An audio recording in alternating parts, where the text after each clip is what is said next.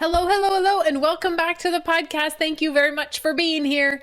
Hey, if you guys like the podcast, please share it with all of your friends. They're going to think you're crazy, but they probably already know. So anyway, it is a good conversation piece because guess what? If you are looking at the infinite banking concept, probably somebody else is as well. Here is the funny thing. A lot of times when I have guests on my podcast that are clients, people say, "Oh my gosh, I didn't know that you knew about infinite banking. I've been looking at it too." How do you know? How do you know? If nothing else, at least you shared it with them. And it is a concept that you can talk about. It's going to open conversation. And it is always nice to have somebody else that you can be able to bounce ideas off of that is equally as open-minded as you are. Which brings us to today's conversation. It's going to be a challenging thought process for some of you. I just got done listening to the book Who Not How. And this is kind of funny because I have had colleagues that have been practicing Who Not How for quite some time. Dan Sullivan wrote that book in conjunction with somebody else. I forget the guy's name. They have been talking to me about this forever. Mary Jo, who's your who? Who is going to help you? Blah, blah, blah, blah, blah. And I have been just holding off on it and I'm like, yes, I get the concept, but at the end of the day, you have to find the who's. I want my position to be X, Y, and Z. And so I've had a hard time thinking about what that looks like. And now that I've read the book, I'm like, oh, I get it. So I want to talk to you about that today because here's the thing. I am airing this podcast on both. I'm going to put this on Without the Bank and I'm going to put this on Farming Without the Bank. So bear with me as I combine your industries, and I'm going to combine your industries because farming is a business. Okay. I shouldn't say industries. I'm going to combine your businesses because farming is a business. I don't care if you're listening on Without the Bank podcast. You are most likely an entrepreneur, a blue collar business owner. If you are running a business, it does not matter if it's a farming business or a non-farming business. You have to make decisions. In some instances, we need to hire people. And we were all raised, and I've talked about this before, but I'm going to talk about it again. We were all raised to believe the harder we work, the better we are. And at the bottom line, we have to look at the harder we work, is that producing cash flow? We all know people that work really, really hard and they're broke. Why are they broke? Are they not charging enough for their services? Are they doing stuff that is not constructive? A lot of times we will say, oh my gosh, I have a bazillion things to do today. Are those bazillion things that you should be doing? And that is what he is talking about in the book, Who Not How. And this is funny because I just got done having my staff meeting and I am looking for somebody that will plan think tank events. So clients can come. If you are a client and you're listening, we will have think tanks. You can talk to other clients. How are they using the policy? What are they doing with their business and their farming operation? What are they doing outside the farming operation? And what businesses have they started? And what does that look like? And how many employees do they have? And how are they understanding infinite banking? And how can we get together to make this better, right? This think tank is going to be absolutely amazing. And I want to have a couple think tanks. And so my assistant, who is somewhat new to me at the moment of this recording, we're busy training her to do her things. And I know that she likes to be organized. But I was unaware that she loves to plan things because she likes to have an agenda and she likes to know exactly what's going on. I'm like, really? I don't like that stuff. I like to just show up and do stuff, but I don't like to do the planning. I'm not going to put out a full day agenda and figure out what everybody's eating and when that's going to happen. And I don't care, right? I just kind of fly by the seat of my pants sometimes and say, oh my gosh, this is a great idea. Let's do it. And then we do it. I get it done. Is it always beautiful and planned out? No, not necessarily. It all comes together, but it's kind of chaotic because I'm not much of a planner. We go on vacation and we're like, okay, we'll just figure out what to do when we get there. We do not plan because I am very much, how am I going to feel about what am I going to do that day? Did we really do a lot the day before that I just want to relax and kind of sit around and do nothing because I'm on vacation?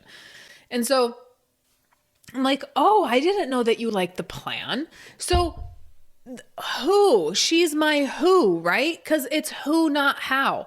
The question is, how do I get this think tank planned?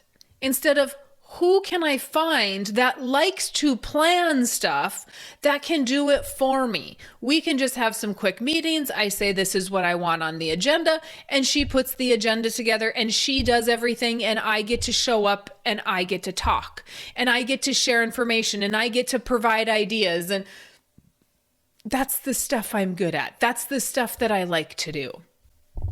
And as I grow my business, we talk about these same things.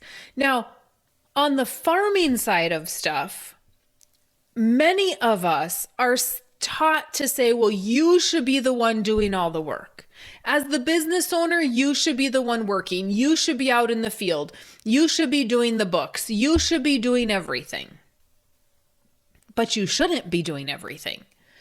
And we look at employees, many of us in the business world, in the farming world, we don't want employees because they take our profit.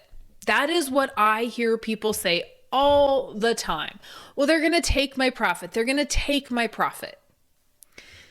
Your employee is not looked at as an expense. If you're looking at your employee and you are saying they are an expense, the employee is not the problem. It is your mindset. Because the employees are not the expense.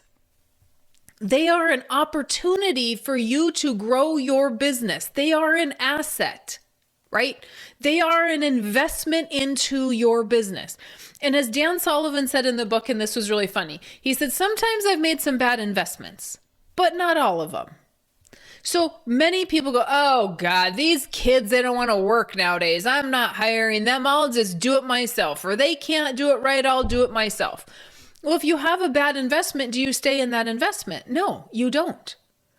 As business owners, we've all made bad investments. I've made bad investments. But when you find the right who to help you with that business is going to grow. Now, there are farmers that say, you know what, I want more acres. I want more acres. Yes, you have to have the money to pay them. But if they're doing the work correctly, they should be generating enough income if you are doing the right stuff with your freed up time that you do make more money to pay them. Because they should basically be paying for themselves. And that's how I look at my employees. And I tell them that. This is not a surprise to my employees. If you do what you need to do and our business grows, that means that you are paying for yourself. That means that I can give you a bonus because you took that off of my plate and freed me up to meet with more clients, to be on more podcasts, to do think tanks and travel. And better the business or find more opportunities of things for us to do, because I am a big thinker. I am always thinking about new businesses to start. What do I hate? Starting the new business. I don't like the legal part of it, getting the name, figuring out the software programs. That's not my thing. So even right now, I'm starting another piece of business. Well, I gotta do all this stuff that I don't even like to do. And it bogs me down and it eats up my energy. So if you are a farmer and you don't like to haul grain, find somebody that does. There's most likely a young person that's willing to do those things. And if they're a good investment, they're going to make you more money. If they are a bad investment, then we need to get rid of them and find a good investment. But here's another thing I have learned. If you hire somebody and they turn out to be a bad investment, and then you hire another person and they're a bad investment, and you hire another person and they're a bad investment, is it you? Are you the common denominator as to why they're a bad investment? Do you have horrible communication skills? When I was in strategic coach, which I absolutely love, it's a Dan Sullivan program. One of my coaches asked the group of us, who is a good delegator? And I raised my hand. I was like the only one that raised my hand. I'm like, oh my God, it's me. I love to forward emails. I love to have other people do stuff that I don't like to do. And my coach said, are you a good delegator or are you a dumper? Oh my gosh. Those of you watching on YouTube, you can see my face. Yes, I am a dumper, because I will say, hey, I want this done. And thank goodness, those of you that know my assistant, Jess, she is amazing. And so she'll be like, how do you want it done? When do you want it done? What do you want to accomplish out of this? Right? Because I suck at relaying that information. I try very hard to do that now because I don't want to just dump stuff on them and frustrate them.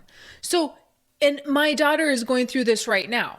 She left a job and the new job said, what is your biggest thing from your old job that you wish they would have done? She said, communication. I really want better communication.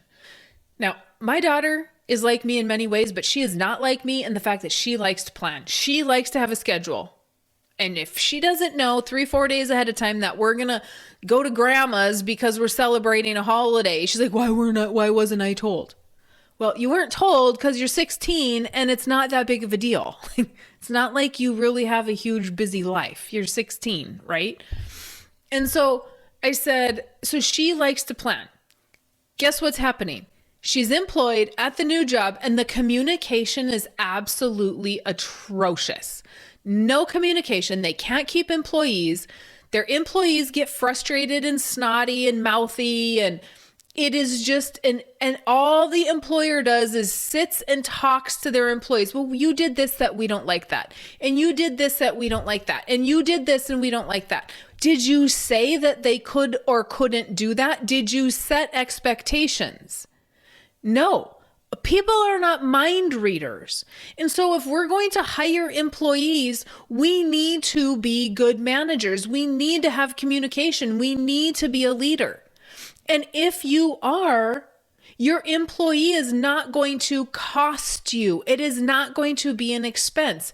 Instead, it is going to be an investment that creates opportunity for you to expand and make more money. Even if it allows you to reduce your stress level, because most of us in business and farming, what are we doing? Going 100 miles an hour to try to get everything done, and we are killing ourselves with our health. We are stressed out. We have cancer. We have anxiety. We have all these things. But if we can focus on slowing down, will we have better practice? Will we have better business practices? I have looked at many numbers, and it is very interesting when I start looking at numbers and I can see that a smaller operation is doing better than a bigger operation. I actually talked to somebody not so long ago, and he lost acres because he was not managing them well. And he said, with just me doing it, I have to stick at around 1,500 acres. I can't have much more than that. I did, and it didn't go well. I was too big for one person. But what if he had the who's, right? And I understand in the farming world, we don't know where we're going to be from one year to the next. I get that. So we're like, oh my gosh, I can't afford to hire somebody because I don't know if I'm even going to be able to pay them. Yes, but Did you budget it in? You bought fertilizer and chemical, and did you know if you were going to be able to pay for that? Oh, but it gave me a chance to yield better. Yeah, it did. Did the employee give you a chance to farm more? I mean, we have to think about the big picture of this. And so many business owners, small business owners that I talk to, if you guys have read Robert Kiyosaki's stuff, we want to be self-employed, right? We want to be in the S quadrant, as Robert Kiyosaki talks about it. But the S quadrant is nothing more than an employee for ourselves. We work and work and work and work our buns off, and we can't take a day off because we're the only guy. And I'm super excited because in a future podcast, I'm actually going to interview one of my clients who works with HVAC people, HVAC business owners, and teaches them how to grow that industry. But any blue collar business owner I talk to, they want to be self-employed, but they're running themselves ragged. Who is the person that can help you? An employee is not always an expense. They're only an expense when they are not doing their job. And are they not doing their job because we are terrible leaders and employers? Okay. It's crazy. I mean, I just watch my daughter working for other people, and I think, are there really that many bad employers out there? Because she's had a handful of jobs, not even a handful of jobs. And every one of them, the employer or the manager needed some serious leadership. And it's crazy to me because I am not perfect, but I am constantly trying to be a better leader. I'm constantly trying to pour into my employees to make them better. I just can't believe we have that much poor management, that people just come to work and they're lazy, or they just don't run their business like it should. They want it to be a successful business. I think back of all the jobs I had, and yes, none of my bosses were exceptional. None of them, obviously, because I'm still not there, right? But it's like they got to a certain point and they just quit. Or they just weren't meant for leadership. Not everybody is meant for leadership.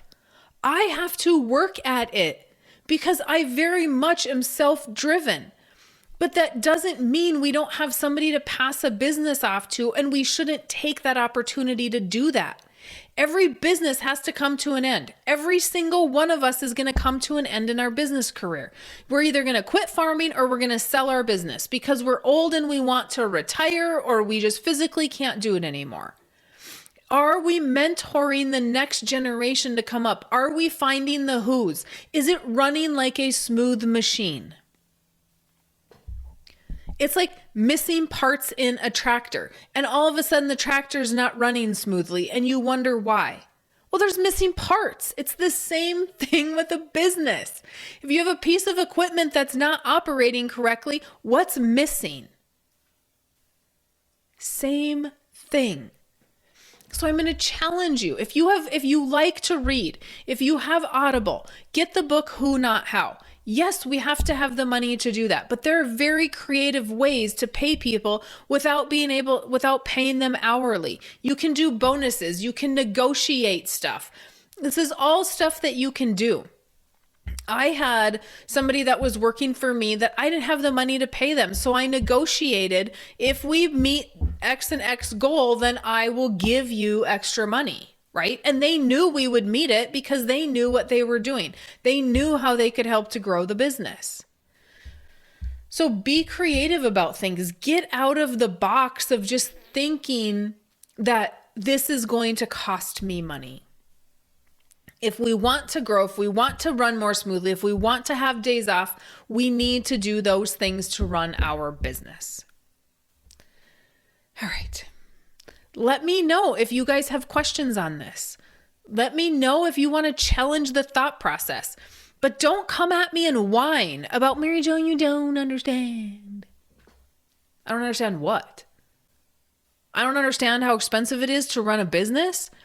I don't understand that if you're farming, it's harder than others. Really? Is it harder than others? Because do you understand how hard it is to run a business and start a business in town? It's a thought process. And I am really tired of industries, specific industries, farming and other industries. Oh, it's so hard. I have a local electrician that says it's really hard. And I have other electricians and other contractors that say it's really hard because we've bid ourselves out of the jobs. Did you? Or do you just think that? Because if you think that, that's what's going to happen. But do you think about how can I still make money and charge more? Because I have the skill. I have time management. People can count on me. It's hard for everybody to do everything. You're not special. And I'm sorry to have to say that to you. I wish I could say that you are special. Does everybody get thrown a little tornado in the midst of what they're doing? Yes, they do. 100%, absolutely. I have had several of those thrown my way over the years of doing infinite banking. But if you want to sit and go, oh, there went my opportunity, I can't do anything anymore, I'd have been done a long time ago. You persevere through it, you figure out a way around it, you figure out how important it is, you pivot the business, you do whatever it is you need to do. Right now, farmers, I had somebody email me today and say, oh, Mary Jo, the farmers are really getting hammered with gas prices. Yeah, so are truckers. So is the trucking industry. So is every industry that needs to have a vehicle on the road. What about any contractor, any delivery business, any of those people? They're all getting hammered. It's all hitting their bottom line. Absolutely, every single one of them.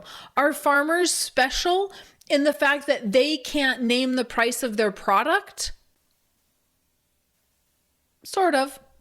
How do we get around that in farming? Do we market our grain? If we're not marketing our grain, do we market our grain? Fertilizer, chemical, those are all hitting the farming industry. Is it also hitting other industries that use fertilizer and chemical? Yes, absolutely it is. We have a bottom line. Is that hurting the bottom line? Yes.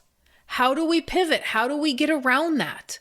Do we have to change practices? Do we have to put less on? Do we have to use agronomists and test soils differently so that we're not putting more on than we need to? It's crazy when I start talking to people in the farming industry, how important an agronomist is, how important an agronomist that's not related to a chemical company is. There are other companies out there that, say, well, use our product because it's a better product. I have one client that sells seed and fertilizer, and he will only sell a certain kind of fertilizer because it is better than the others and it is less waste. And so are we looking for those things so that we're being more, being smarter for our bottom line, but we still need to have those. And so are we doing all the research, or do we just say, okay, this is what we're getting. That's what we have to settle for. When it is painful, that's when we start looking at new practices. That's when we start looking at other stuff.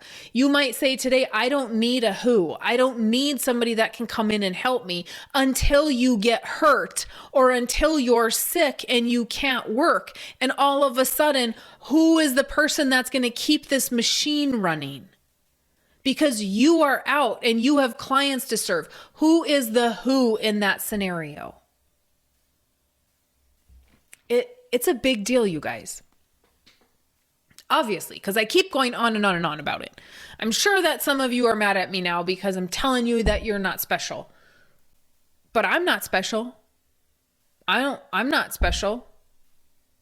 I mean, what makes my business so special compared to everybody else's? I still have the costs. I still have to keep everything going.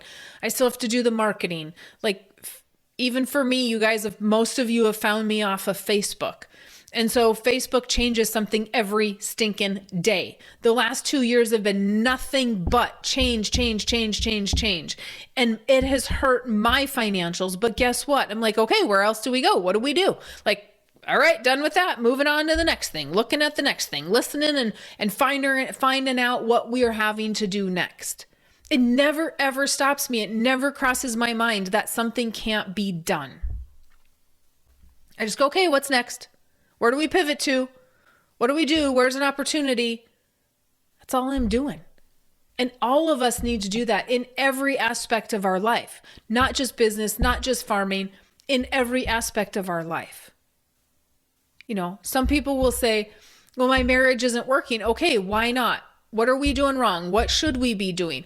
What are the things that could help? X, Y, and Z, yada, yada, yada. Sometimes there isn't anything, but it was just an example. All right. If you guys have questions, comments, want to, whip me with that one, feel free. Send them over. Okay. If you have not gotten either one of my books yet, go to withoutthebank.com or farmingwithoutthebank.com. And you can get the books there. You can get Nelson's book there. But all of this mindset stuff is part of infinite banking. As much as it might not seem that it is, it is. Thought process is a big, big thing. So if you want to leave a review, because I've not hurt your feelers, please do. I would appreciate it. All right, guys. I hope to see you in the next podcast. Have a good one.